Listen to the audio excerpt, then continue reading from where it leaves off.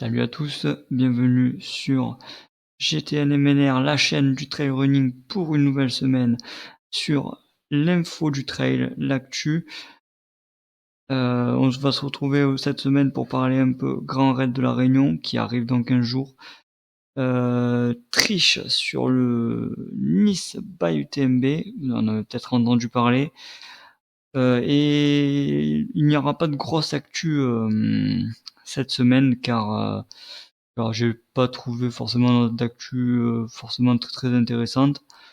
Donc on va se cantonner aux actus en bref, même si l'actu de Nice aurait pu faire l'objet d'une grosse actu, mais ça serait vraiment trop mettre en avant ce genre de pratique.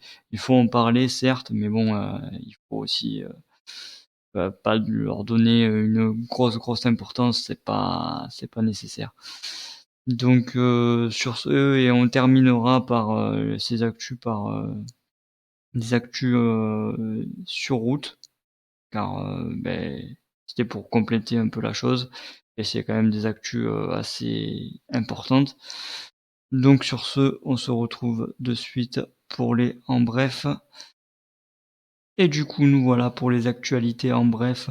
Donc comme je vous ai dit, on va parler Grand Raid de la Réunion à 15 jours de l'événement de la 31e édition. La semaine dernière, on avait parlé que Beignat renonçait à son Grand Raid, mais là on parle de choses un peu plus joyeuses avec l'annonce de François Daen qui va participer au Grand Raid de la Réunion. Lui qui, ça fait 1 an qu'il est en convalescence suite à sa triple fracture malléolaire. Euh, donc il sera présent au Grand Raid. Est-ce qu'il pourra jouer la gagne? Moi je pense que si François s'aligne sur une course, je pense qu'il a vraiment la forme. Après je pense que son but essentiellement c'est de reprendre au niveau de l'ultra, de finir la course et de retrouver le plaisir dont il a été privé pendant 1 an. Donc je pense que c'est vraiment une belle chose, ça rajoute de la densité, déjà un joli plateau. On en fera sûrement une édition la semaine d'avant ou enfin la semaine de l'événement. Et, hum, et une autre annonce sur ce grand raid, lance le dernier 3e de l'UTMB, donc Germain Granger, est présent sur l'île de la Réunion depuis quelque temps avec sa femme Cathy Scheid et du coup il a annoncé qu'il participerait lui aussi au grand raid de la Réunion. Donc ce qui rajoute encore encore une grosse tête d'affiche. C'est pour notre plus grand plaisir puisque ça rajoute du niveau à ce gros événement. Donc c'est un pur plaisir de retrouver ces 2 coureurs sur la ligne de départ. À voir ce que ça va donner. Espérons que François termine la course et pourquoi pas reprenne du service avec une victoire, avec une très belle victoire sur la Jag. Pourquoi pas. En tout cas, il aura fort à faire avec, comme j'ai dit, pas mal de concurrence. On en parlera dans un futur très proche. Voilà, du coup, on va venir à la deuxième actu, donc l'actu du Nice by UTMB, le fameux. Donc, ces infos, je les ai pris dans le podcast de la semaine de Hugo Ferrari, qui était animateur sur le live Nice by UTMB. Et il a été étonné que sur ce live, des concurrentes, oui parce que là on parle bien que de concurrentes, donc de féminines, qui ont joué la gagne, qui ont gagné même, celles qui ont gagné. On va parler donc de la victorieuse du 100 miles, Laura Van Vuuren, qui a effectué des ravitaillements hors zone. Bon, sur cette course 100 miles, je pense pas que ça aurait eu de grosses conséquences sur la finalité de la course, mais ça reste pas beau, qu'on soit bien d'accord, parce que du coup, Laura a un temps de repos, donc un temps dans les ravitaux de 6 minutes 45 secondes. Et la deuxième, Yuri, a un temps de 15 minutes 53. Donc on est d'accord qu'à l'arrivée, elles ont 41 minutes 26 de différence, donc ça ne comble pas, clairement pas, ces 41 minutes. Mais après, si Laura avait tout le temps son propre ravitaillement et ses doses qu'elle voulait parfaitement, etc., et que Yuri, ce que Yuri n'avait pas, est-ce que ça pourrait pas redistribuer les cartes? C'est difficile à dire sur 41 minutes, mais voilà. N'empêche, c'est que cette infraction sur le règlement donne 1 heure de pénalité. Donc là, oui, là, ça comble et Yuri passe en tête, clairement. Et ça comble, enfin, je sais pas si ça comble, si c'est 1 heure de pénalité par ravito sauvage effectué, mais sous réserve qu'elles en auraient effectué plusieurs, ça peut faire un cumul de pas mal d'heures, quoi. Donc c'est dommage. Et la deuxième, c'est une Française, malheureusement.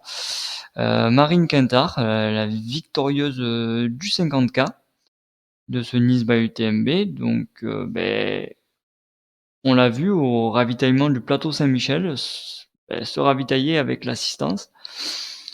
Devant les caméras, donc, est-ce qu'elle n'a pas pris compte du règlement et ne savait pas, même si c'est compliqué de ne pas savoir. Enfin, on est tenu, quand on s'inscrit à une course, de valider le. Quand on s'inscrit à une course, ça veut dire qu'on a lu et qu'on approuve le règlement. Donc, est-ce que après, par contre, sur cette course, ça aurait pu redistribuer quand même les cartes. Ben, il y a toujours cette fameuse heure de pénalité. Donc, les écarts à l'arrivée entre Marine et Jessica étaient de 22 minutes 57. Il n'y a pas de temps de repos référencé sur le live try concernant Marine, tandis que Jessica Brazo a un temps de repos de 3 minutes 21. Donc ce qui donne 19 minutes 56 en équilibrant tout, en supprimant ça. On peut imaginer, avec, si elle avait eu les bons apports et tout cela comme tout à l'heure, un retard à ce dernier ravito, enfin aux alentours de ce dernier ravito de 10-15 minutes peut-être, ce qui peut lui permettre une motivation pour aller essayer d'aller chercher Marine et lui permettre d'accélérer.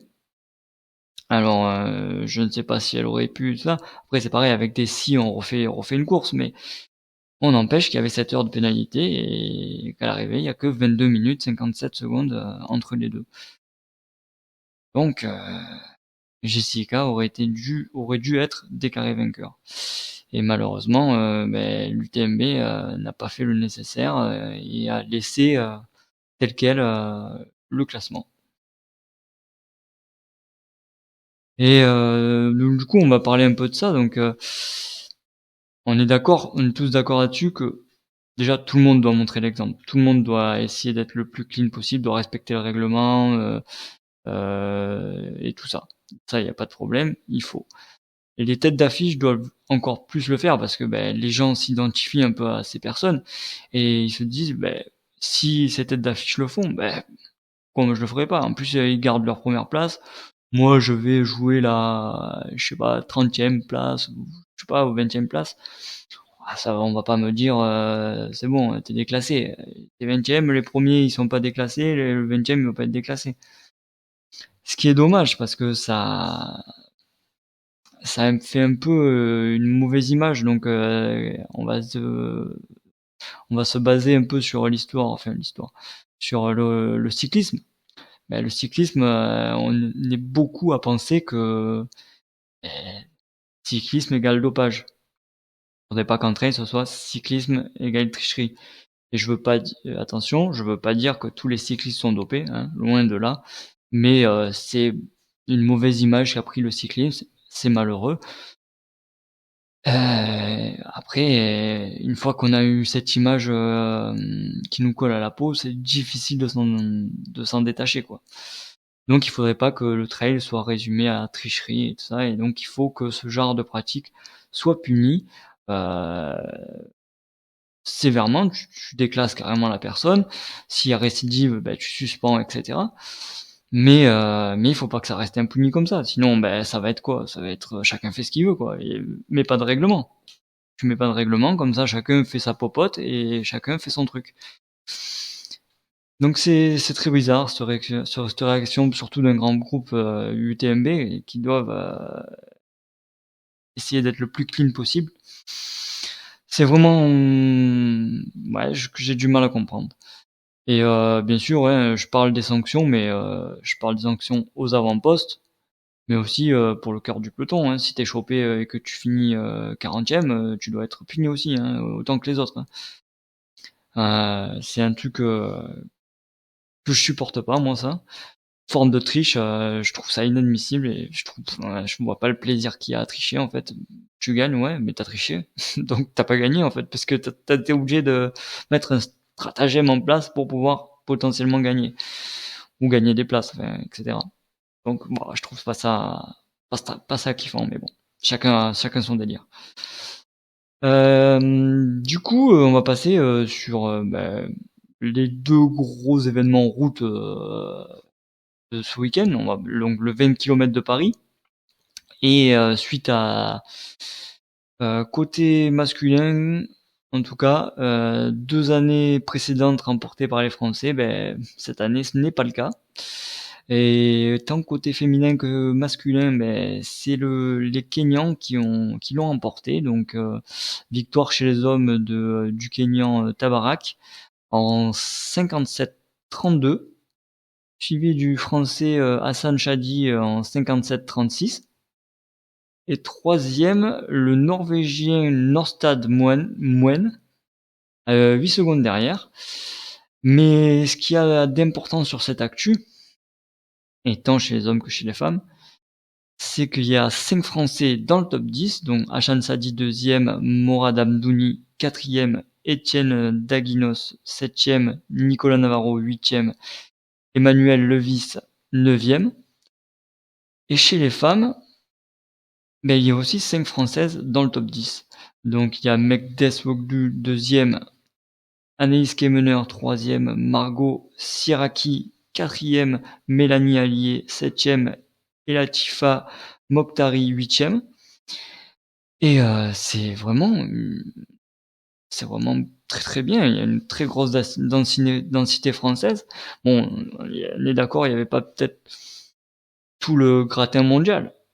Je suis d'accord, mais il y a quand même du niveau sur sur ce 20 km de Paris. Et c'est vraiment très plaisant d'avoir notre nation tant représentée dans le top 10. C'est vraiment cool. En plus, c'est chez nous, donc c'est kiffant. Donc, du coup, on va faire un petit point sur les 3 premières féminines. J'étais dans la continuité, donc j'ai continué sur les françaises. Mais chez les femmes, c'est Gladys Gemayo qui l'emporte en 1h04 et 30 secondes. Et du coup, derrière, comme vous l'aviez entendu, 2 Françaises derrière, avec Mekdes Woldu et Anaïs Kemener, respectivement à 2,06 et 2,29 de la gagne. Donc il y a quand même un sacré gap entre la première et nous deux Françaises, mais bon, on sait que les Kenyans, tant féminins que masculins, sont stratosphériques. Même si Hassan Chadi a mené la vie dure au Kenyan Tabarak, et ça a été une très belle course jusqu'à la fin, il a, il a insisté, malheureusement ça a craqué dans le dernier kilomètre. Bon, ça reste une magnifique course de sa part, moi je l'ai regardé personnellement et j'ai adoré franchement. Et par contre, le petit point noir, alors je sais pas si vous avez regardé sur France 3 Île-de-France.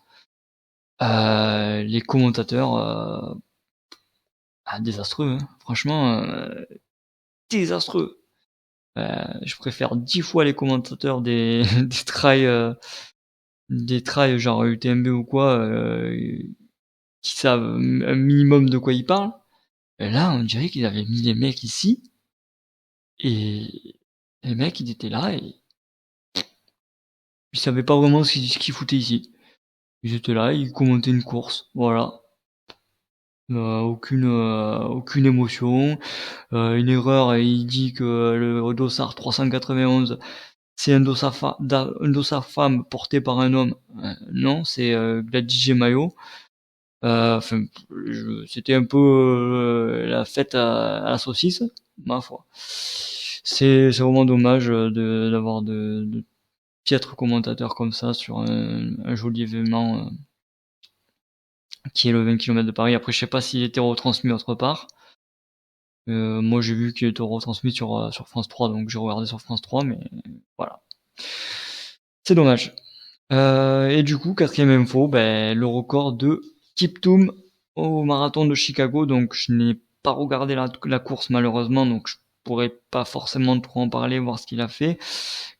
Mais bon, on va quand même dire un petit mot sur ça parce que ben, 2h 0035 secondes, 21 km/h de moyenne. Bientôt peut-être la barre des 2 heures qui va être passée. Bon, d'accord, elle a été passée avec Kipchoge, mais bon, c'était vraiment un événement pour lui, tout calibré pour lui là. Là, moi, je parle d'un 2 heures en compétition, ce qui est beaucoup plus différent, même s'ils ont des lièvres, ils ont des trucs comme ça. C'est quand même différent qu'un événement où tout est basé sur toi et ta performance. Mais moi, je pense que il y a moyen que prochainement, à cette barre des 2 heures, si tu mets peut-être un Kiptoum sur Berlin, il a fait un 2,35, un 2,035, ça peut aller passer sous les 2 heures, hein. Franchement, il y a moyen que ça passe sous les 2 heures. Après, voilà, on espère que tout ça est propre. C'est le souci, mais pour le sport, tant qu'il n'y a pas de suspicion pour le sport, on va dire que oui, parce que c'est beau, parce qu'on aime ça, et on va pas se prendre la tête à commencer à chercher des suspicions où il y en a pas. On n'est pas des professionnels de santé, c'est pas, voilà, on n'est pas ceux qui font les analyses et tout ça. Donc, on va croire au sport propre. On prend plaisir de voir ces athlètes casser des records comme ça. Qu'est-ce qu'on adore. Et voilà. Sur ce, c'était tout pour les actus en bref. On va passer au petit débat de la semaine. Le débat que vous attendez tous. Allez, à de suite pour le débat.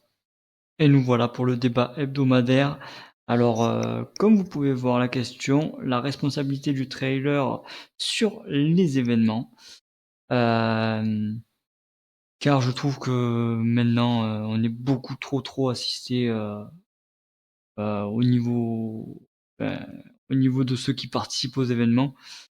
Enfin, pas forcément assisté, mais ceux qui participent aux événements se reposent beaucoup trop sur j'ai payé, l'organisation va tout assurer, va assurer ma sécurité, va assurer mon truc, va assurer que j'ai bien à manger, enfin voilà. Mais j'ai rien à penser, c'est eux qui pensent. Non, non, non. Payer ne veut pas dire ne pas réfléchir. Ça, c'est sûr. Euh, et vous payez un dossard, oui, certes, mais vous payez ce dossard parce que parce que l'événement engendre des frais à l'organisation. Ils sont pas multimilliardaires pour pouvoir vous offrir tout et n'importe quoi sans rien attendre en retour, ce qui est normal.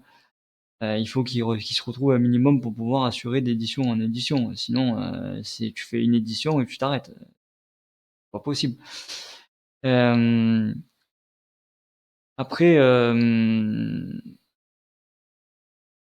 les organisateurs, ils essaieront toujours de faire le maximum pour vous. Ça, c'est sûr. Ils vont quand même un minimum réfléchir parce que bah, c'est quand même leur responsabilité. Même si je suis pas forcément d'accord avec ça, il faudrait faudrait en fait, les conséquences d'un acte d'un coureur ne devraient pas avoir de répercussions, sur l'organisation, mais ce n'est pas le cas, malheureusement. Donc, il faut savoir que l'organisation fera toujours à son possible pour, déjà, pour, pour s'assurer lui-même et parce que, c'est mal foutu, mais voilà, c'est comme ça. Mais il essaiera quand même de pouvoir vous satisfaire. Hem, l'annulation de course, pure et simple, sera toujours le dernier recours. Ils vont pas prendre, cette première solution, voilà, c'est la facilité, allez, bon, on annule la course, non, non, non.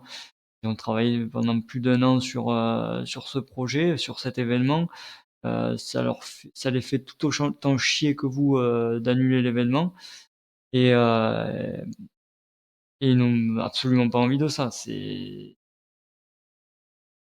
arrêter de croire que: «Oh, il annule l'événement, il s'en fout non, non, il s'en fout pas. C'est autant dégoûté que vous le gars, mais il y a pas le problème c'est que si vous décédez sur l'événement, c'est lui qui a le souci donc il quand il y avait vraiment trop de risques, il arrête. C'est malheureux mais c'est comme ça. C'est Après il y aura une autre solution qui sera souvent pris comme choix, ça va être, le parcours de repli, parcours de secours quoi, qui fait passer moins haut, qui fait passer voilà, qui est un peu plus court, un peu machin. Il y aura toujours des petites alternatives. Ça sera souvent la solution choisie. C'est la solution, qui, on va dire, convient le mieux à tout le monde, donc aux participants comme à l'organisateur. L'organisateur fait quand même son événement, même s'il est quand même déçu de pas faire la totalité de ce qu'il avait prévu, vous faire passer au joli coin, au sommet, nanana. Malheureusement, c'est ça. Vous serez déçu, aussi parce que vous pensez faire un parcours et vous ne le faites pas. C'est forcément une déception, mais vous faites quand même l'événement, donc vous êtes quand même bon, on est quand même pas venu pour rien, on fait quand même l'événement, c'est trop cool. Hem et moi, la solution que je serais pour, c'est, on verra bien ce qui se passe. Mais, voilà, après le truc, c'est qu'ils peuvent pas parce que j'ai dit ce que j'ai dit, précédemment, c'est leur responsabilité.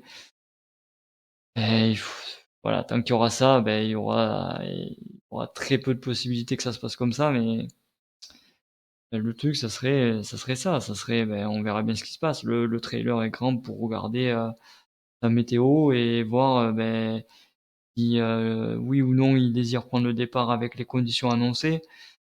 Hem, il il est assez grand pour savoir ça.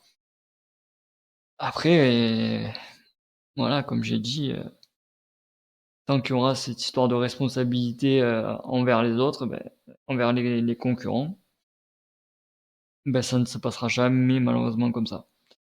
Mais il faudrait que ça revienne un peu comme ça, mais voilà.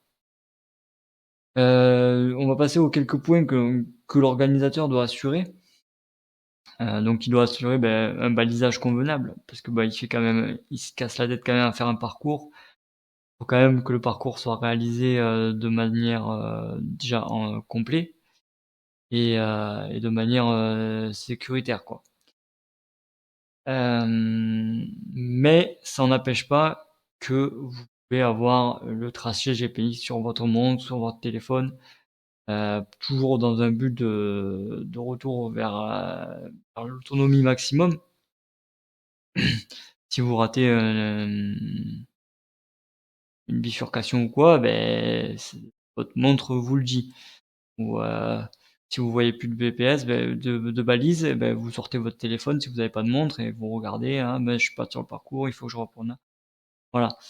Ce qui implique que l'organisation doit fournir une trace GPS. Déjà, ça c'est la base.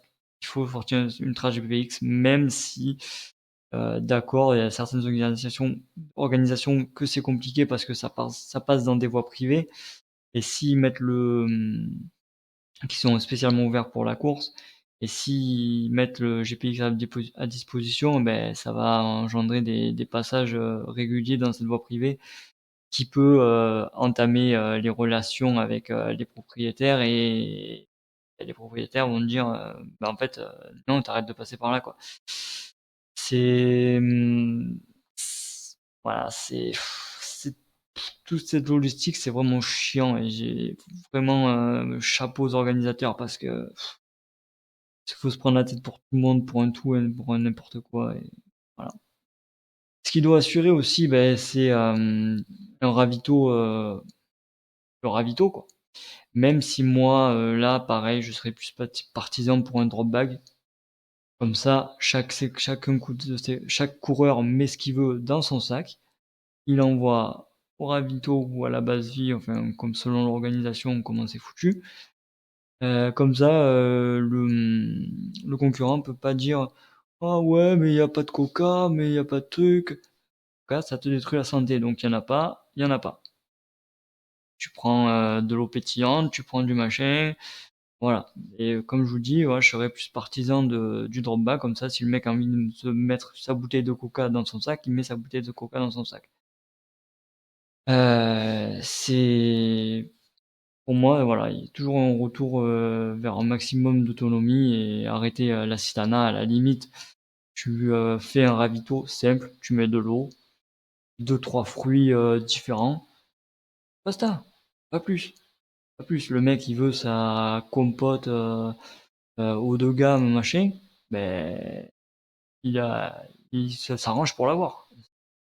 Il en fout dans son sac, il est un peu plus chargé, mais voilà, c'est les conséquences de vouloir son truc.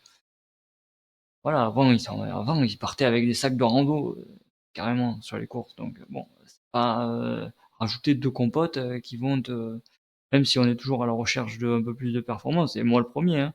Moi le premier, ben, mon choix sur Serponçon où j'ai pris les barres qui sont plus légères et qui m'apportent plus plutôt que Blended Purée, même si je savais que les barres, il y avait un risque que j'arrive pas à les bouffer, et ce qui a été le cas. J'ai préféré essayer de partir avec ça pour pouvoir être tout encombré et tout machin. Ah, c'était un choix, il faut que je trouve une autre solution, voilà, je le sais. Et le seul point qui ne peut pas, pour moi, être négociable, c'est les secours sur le parcours. Euh, on fait un sport où on risque de se blesser, de se tordre une cheville, de tomber, de machin, à n'importe quel moment. Il doit y avoir des gens compétents pour ça, même si tu te pètes une cheville, ils vont pas te la refoutre et te dire ah vas-y, tu vois. Mais il faut toujours des gens compétents selon l'état de santé à laquelle tu arrives au point de secours. Ben ils te disent non, tu repars pas. Il faut des gens compétents pour pouvoir te dire vraiment. Parce que toi, tu vas te dire ah ben j'ai payé, je vais repartir. Et tu vas repartir, tu vas canner 2 kilomètres plus loin et voilà. Euh, donc pour moi, les secours, c'est quelque chose qui est pas négociable en fait. Il faut, c'est la priorité. Même si, donc petite anecdote personnelle, je n'en veux pas aux gens du terrain bien sûr, hein, mais sur un trail, je tombe assez fort en descente et je m'ouvre le genou, etc. J'arrive à aller jusqu'à l'arrivée parce que c'était pas un trail très très long, c'était un 30 bornes. Et à l'arrivée, ben, ils me prennent en charge et en fait ils me disent ouais ben vous êtes ouvert, hein, mais on peut pas vous désinfecter tant que c'est pas infecté. Ah, c'est bizarre comme truc en fait. C'est bizarre. Il faut quoi? Il faut que je sois à la limite de l'amputation. Ben, j'ai pas trop compris. Bon, après, j'en en veux pas à eux. C'est sûrement des ordres qu'ils ont reçus de je sais pas qui, mais je trouvais ça très très très bizarre. Petite digression. Le cadeau de bienvenue, il faut arrêter. Il faut arrêter. On paye pour participer à une course, pas pour acheter un nouveau t-shirt. Non, non, non, il faut arrêter absolument ça. faut juste des cadeaux à la limite pour les podiums et encore des cadeaux, je parle des trucs qui viennent du coin, des trucs locaux, machin, des produits locaux, des bières artisanales à la limite, des chocolats de la chocolaterie du coin, des machins, du pâté du coin, enfin voilà, des trucs quand même bah, qui te font découvrir la gastronomie de la région où tu vas, les trucs de la région. Mais il faut arrêter avec ce t-shirt.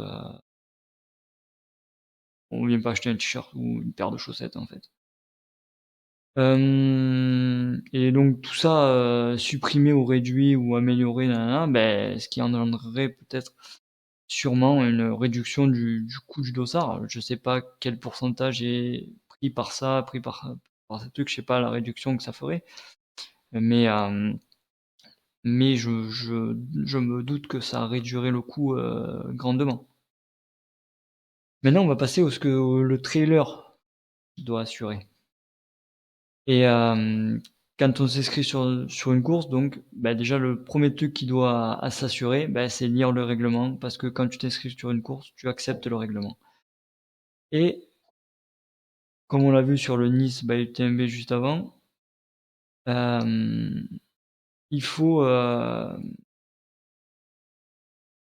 il faut accepter le règlement et le lire et euh, et être éthique dans le sport et être réglo envers ses concurrents. C'est ça, c'est la base, c'est la première chose. Ça, c'est, il ne faut pas déroger à ça.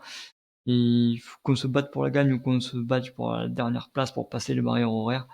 D'ailleurs, les barrières horaires, on en prend connaissance, on les connaît, et on n'arrive pas 2 minutes après la barrière horaire à dire «Oh, mais je peux passer quand même, s'il vous plaît». Non, la barrière horaire, c'est la barrière horaire. Il fallait t'entraîner un peu mieux.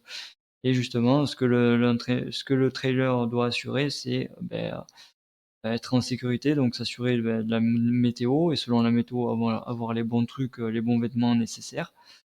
Euh, S'assurer de son ravitaillement, voilà, avoir le ravitaillement nécessaire et pas te choper une déshydratation au bout de 2 heures. Si t'as 4 heures entre les ravitaux, ben, il faut que tu t'assures 4 heures de bons trucs, même si tu peux peut-être trouver un ruisseau, mais pas compter sur la chance de trouver un truc, quoi. Euh, et s'assurer d'avoir un bon entraînement pour boucler le parcours en toute sécurité, sans prendre de risques, sans se blesser. Que voilà, tu me diras s'il se blesse, c'est son problème. Mais bon, voilà, c'est tout ce que le trailer doit assurer. Voilà. On a affaire quand même à des gens, à part pour les courses enfants, mais des personnes adultes et responsables. Au quotidien, on vient pas te voir et te dire ouais, oh, il fait pas beau, tu devrais mettre un kawaii. Non, ben, il fait pas beau, tu mets ton kawaii. Ben, sur la course, c'est pareil. Après, euh,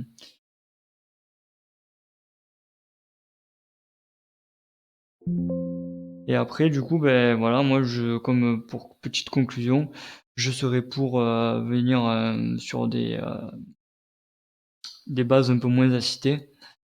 Euh, il y aura, euh, il y aura peut-être plus de problèmes au début. Voilà, il y aura peut-être même des morts, hein. Et ceux qui sont passés à travers les mailles du filet, ils se diront, ah ouais, mais lui il est mort, alors je vais peut-être faire un peu plus gaffe maintenant. Et on ira comme ça, ben, vers un truc où des gens viendront sur une course, seront responsables, sauront comment il faut partir, comment il faut s'habiller, auront tout le ravitaillement nécessaire, auront tout ce qu'il faut, et on aura de moins en moins de soucis avec le temps. Voilà. Après voilà, c'est mon avis personnel, ça va sûrement diviser, c'est parce que c'est quand même assez radical, mais pour moi, c'est ça, hein, tu dois pas être là à être assisté de longue, à te tenir la main, «Ah, fais attention». Non, non, tu t'inscris sur un truc, c'est toi qui fais attention, t'es grand, il va y avoir, parce qu'ils sont obligés des recommandations de l'organisation que tu devras suivre. Eux, ils se sont fait chier à essayer de t'aiguiller au mieux. Maintenant, voilà, moi, je suis pour un retour un peu plus simple de la pratique. Voilà, ouais, après, dites-moi en commentaire, vous, que, que vous vous pensez de ça. Vous pouvez être totalement pas d'accord avec moi et je le comprendrai très bien, hein, on peut pas être tous d'accord. Et donc voilà, donc sur ce, je vais vous retrouver pour le petit outro, comme d'habitude. Et il faut savoir que je vous le dirai dans l'outro, ça va être mieux. Et on se retrouve pour l'outro, donc donc comme j'allais vous dire, tous les liens de tous les articles sont dans la description, donc n'hésitez pas à faire un tour si vous y êtes intéressé. Et sur ce, je vous dis à la semaine prochaine. J'espère que cette vidéo vous a plu. J'espère que euh, dites-moi pareil si il y a des choses à améliorer. Et voilà. Sur ce, je vous dis à la semaine prochaine. Régalez-vous dans les sentiers. Peace!